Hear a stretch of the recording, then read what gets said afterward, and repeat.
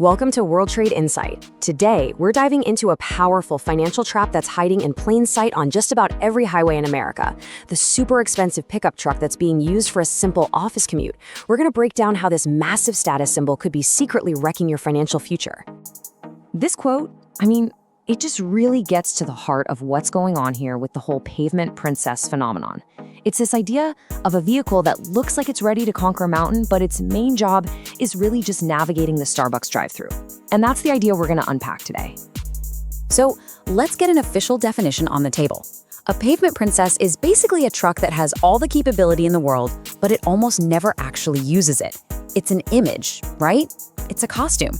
And as we're about to see, that costume comes with a jaw-dropping price tag. So what are people really buying here? Well, a lot of the time, it's the illusion of power and capability. But the numbers tell a very different story. The average new pickup truck now costs $62,000. Meanwhile, the median U.S. household income is about $84,000. Think about that. You're financing a vehicle that costs almost as much as your entire family makes in a year. It's a huge disconnect. Okay, so let's compare two different paths you could take. In one lane, you've got a $90,000 truck with a massive 7-year loan.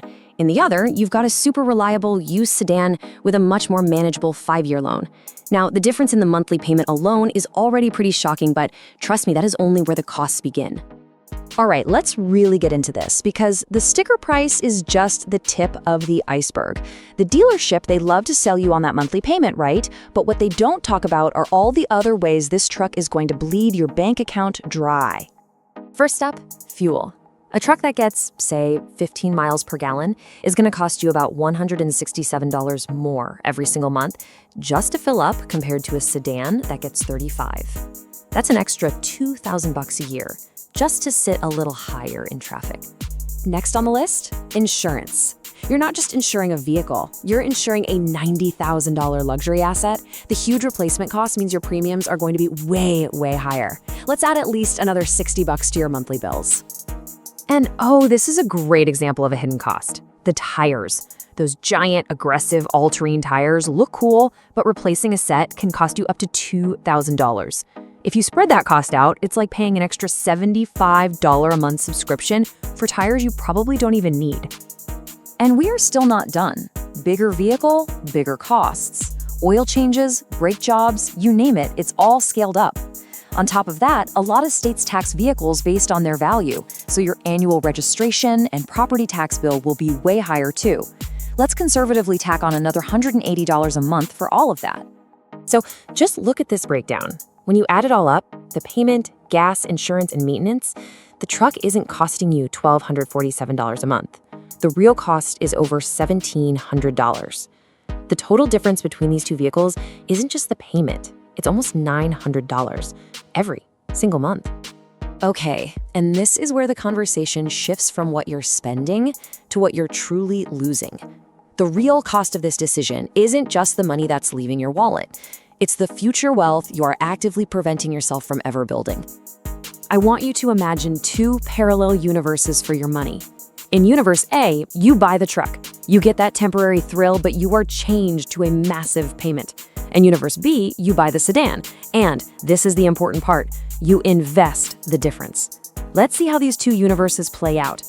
If you took that $879 monthly difference and just put it into a simple index fund that averages an 8% return, after only 7 years, the length of the truck loan, you would have $95,000. That's a down payment on a house. That's starting a business. That's freedom. And this isn't just about spreadsheets and investment accounts. That huge monthly payment, it creates a kind of financial prison.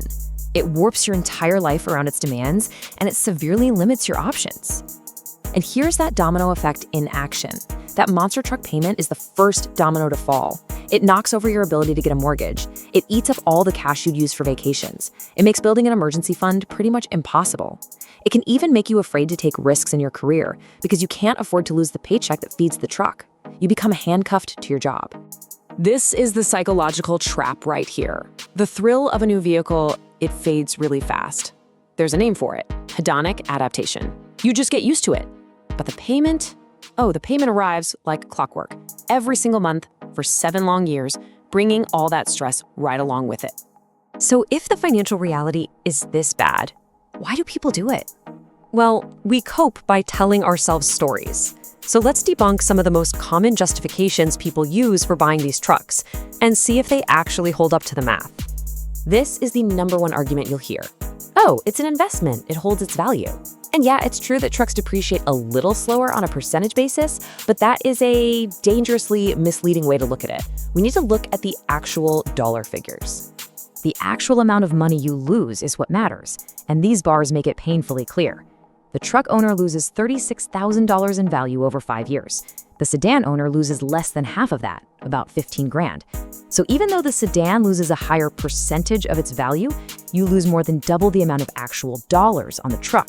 It is not a better investment, it's just a bigger loss. And then there's the what-if argument. Well, I might need to haul something someday.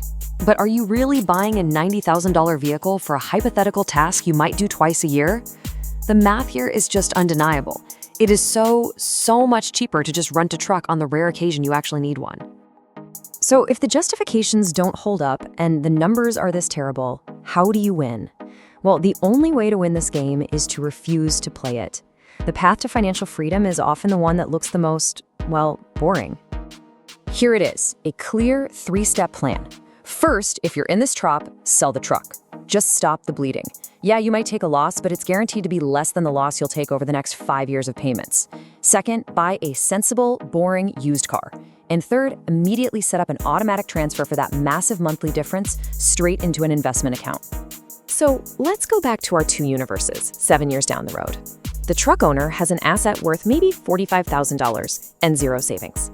The sedan owner has a car worth $12,000 and a $95,000 investment portfolio. The person who chose the boring path is without a doubt wealthier, freer, and has way more options in life. Ultimately, it all comes down to this one question. Are you measuring your success by the size of your monthly payments or by the amount of your freedom? True wealth isn't about what you can finance. It's about the options you create for your future. Thanks for joining us on World Trade Insight for this look into the Pavement Princess trap.